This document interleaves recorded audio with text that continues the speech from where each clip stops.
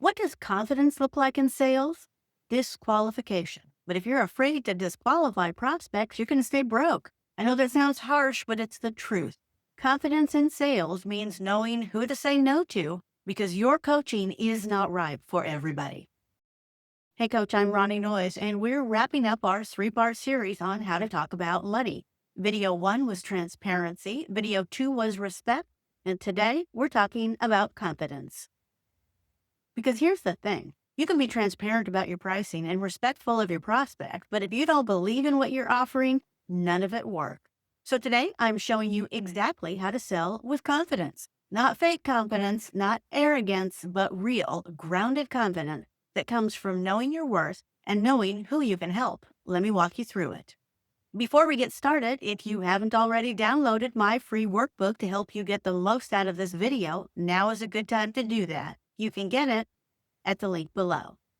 Okay, so first let's talk about what confidence actually means, because a lot of coaches think confidence means never doubting yourself, never feeling nervous, always knowing exactly what to say. That's not confidence, that's delusion. Real confidence is knowing that you can help the right people and knowing who the right people are and being okay with turning away the wrong people. That's it. That's confident because you're not trying to help anyone and everyone. You're not trying to close every sale. You're trying to find the people who are the perfect fit for what you do. And when you find them, you're ready to serve them at the highest level. But sadly, too many coaches don't have this attitude. Some coaches are so desperate for clients, they'll take anyone who says yes. And that desperation shows up in their sales conversation. It makes them pushy. It makes them discount their prices. It makes them promise things they can't deliver. And all of that comes from a lack of confidence, a lack of belief that the right people will say yes. So they try to force the wrong people to say yes instead. And spoiler alert, that never works out the way you want it to. So let's talk about the most important skill in confident selling, and that's disqualification.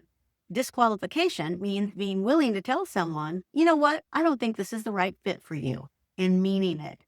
Most coaches are terrified of this. They think if they turn someone away, they're losing money, they're losing opportunity, they're being too picky.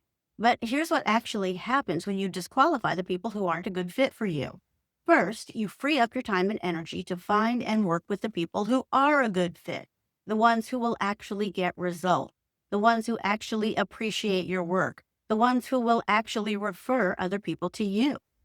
Second, you build massive credibility because when you tell someone that you're not the right fit for them and you give them a referral to someone who is, they trust you more, they respect you more, and they tell other people about you because you put their needs ahead of your need to make a sale. And I know this for a fact because it happened to me over and over again. I probably got 2 new clients for every prospect I turned away because those failed sales meetings inspired so much trust and confidence that those people told their friends and colleagues about me, and their friends and colleagues showed up ready, willing, and able to work with me.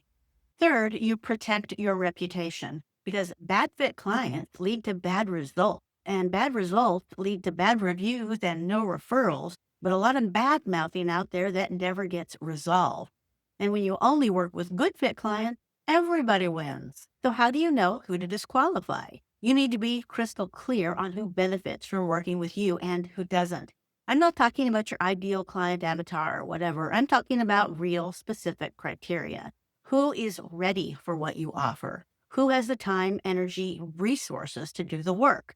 Who has a problem that you can actually help them solve? A goal you can help them reach? Who is willing to do what it takes to get results and who isn't? If someone doesn't meet your criteria, you need to be willing to say no, even if they want to give you money, because taking money from someone you can't help is not good business. It's bad business, bad energy, and bad faith, and it always catches up with you. Here's another aspect of confidence that shouldn't surprise you. You need to actually know what you're talking about. I know that sounds obvious, but I see a lot of new coaches trying to sell before they're ready. They don't really know their process yet. They don't really know their messaging yet. They don't really know how to explain what they do or why it works. And that lack of clarity shows up as a lack of confidence. They stumble over their words, they can't answer questions clearly, and they apologize for their prices. So, before you start selling, you need to do a little work. You need to be able to explain what you do in one clear sentence. You need to be able to explain who you help and how you help them. You need to know your pricing and why it's priced that way. You need to have answers ready for every question that a prospect might ask. And I mean every question, because if you get caught off guard by a question and you freeze up or fumble your answer, your prospect loses confidence in you, even if it's a question that doesn't really matter. So, what questions should you be ready for? Questions about your process, questions about your experience, questions about results other clients have gotten, questions about what happens if it doesn't work, questions about payment plans, questions about how long it takes, questions about what's included and what's not. All of it. Write down every question you can think of and write down your answer to each one. Practice saying those answers out loud until they feel natural and comfortable. Because when you can answer any question smoothly and confidently, your prospects relax. They trust you. They believe you know what you're doing because you do. Okay, here's something that will change how you think about rejection. There are 7 main reasons people don't buy from you. That's it, just 7. And when you understand what these reasons are, you stop taking it personally. You stop panicking when someone says no, because you understand that it's not about you. I mean, unless it is. Is it possible that someone just hates you on site? Possible, yes, but highly improbable you'll get into a sales consultation with them.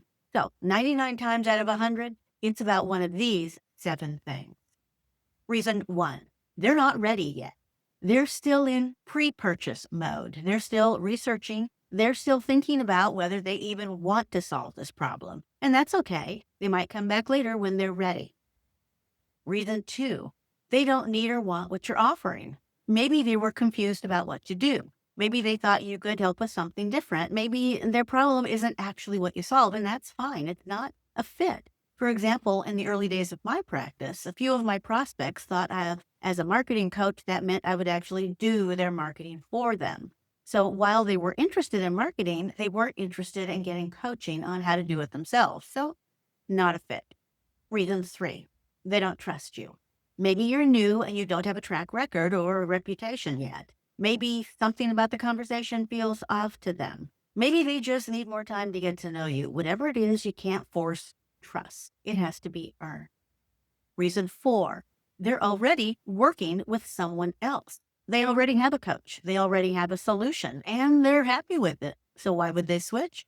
You don't have to convince them that you're significantly better or different. There's no reason to talk trash about the coach they're already working with in the hopes that they'll ditch their current coach for you. Of course, if they want to talk to you, they might be looking for something better or different or just confirming that what they have is good enough. Who knows? Reason 5, they're resistant to change.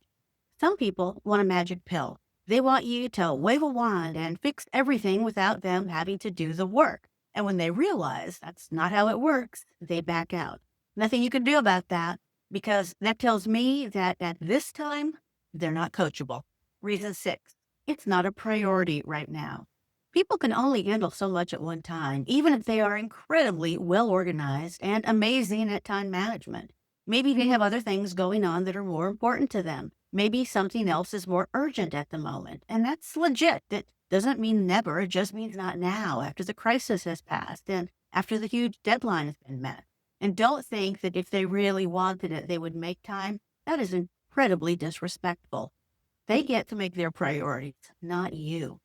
Reason 7, they don't have the money. And sometimes this is the real reason. They literally cannot afford it. Not they wouldn't pay for it. They can't pay for it. At least they can pay for your coaching services and meet their other financial obligations like food, rent, or clarinet lessons for the kid. And when that's true, you can't do anything about it except offer a payment plan or a less expensive option if you have one. Here's what's powerful about knowing these 7 reasons. When someone says no, you can usually figure out which reason it is. Then you can address it if it's addressable, or you can let it go if it's not. Either way, you're not sitting there thinking, what did I do wrong? What could I have said differently? Because you know it's not about you. It's just about one of these 7 things. And that's confidence. Knowing that rejection isn't personal. It's just information. Information about your prospect and not about you. So how do you actually build this confidence? Because I know some of you are thinking, okay, Ronnie, this all sounds great, but I'm not there yet. I don't feel confident. So what do I do? Here are some of my ideas for you. First, prepare. Have your process documented. Have your answers written down. Have your pricing clear. Have your case studies ready. Have everything organized so you're not scrambling during a sales conversation. Best suggestion, use a checklist to guide your conversations so you don't forget anything. Use a script for the hard part so you always have the right words ready. Use tools that make you feel prepared and professional. And when I say script, I mean your words, not some random sales script. Think about the questions and answers you'll need in a sales conversation and write down what feels most authentic for you so that you remember that this is how you want to handle those questions. Second, practice. Role play with a friend. Record yourself having a sales conversation and watch it or listen to it to see how it feels from the other side. Get feedback. Do it over and over until it feels natural. Because confidence comes from doing the right thing the right way. Repetition creates muscle memory, and muscle memory makes it easy. Third, focus on serving, not closing. Remember what we talked about in the last two videos? You're not trying to close every sale. You're trying to help every person make the right decision for themselves. When you focus on that, the pressure goes away. And when the pressure goes away, the confidence shows up. Fourth, collect evidence. Every time you help someone, write it down. Every review, every result, every thank you note, keep them all in one place. And when you're feeling insecure, go read them. Remind yourself that you actually do know what you're doing. You actually can help people. You have proof, especially if you keep a sparkle book like I talked about in my Coach Confidence video. Fifth, charge what you're worth. I know this is scary, but nothing kills confidence faster than undercharging. Because when you charge too little, you don't value your own work. And if you don't value it, your prospects won't either. Now, I'm not saying charge top dollar on day one, but charge appropriately for your training and experience. There are a number of websites that show you what coaches charge with your level of experience. Look it up if you're unsure what's reasonable and appropriate for you to be charging. Okay, let's review. Here's what confident selling looks like. 1. Fearless disqualification. Know who you can help and turn everybody else away. 2. Know your stuff. Be ready to answer any questions smoothly and clearly. 3. Understand the 7 reasons people don't buy. Stop taking rejection personally. 4. Prepare, practice, focus on serving, collect evidence, and charge what you're worth. That's how you build real confidence. Not fake-it-till-you-make-it pretend confidence. Real confidence that comes from knowing who you are, what you offer, and who you can help. And when you combine that confidence with the transparency and respect we talked about in my other videos, you have everything you need to have sales conversations that actually feel good for you and your prospects.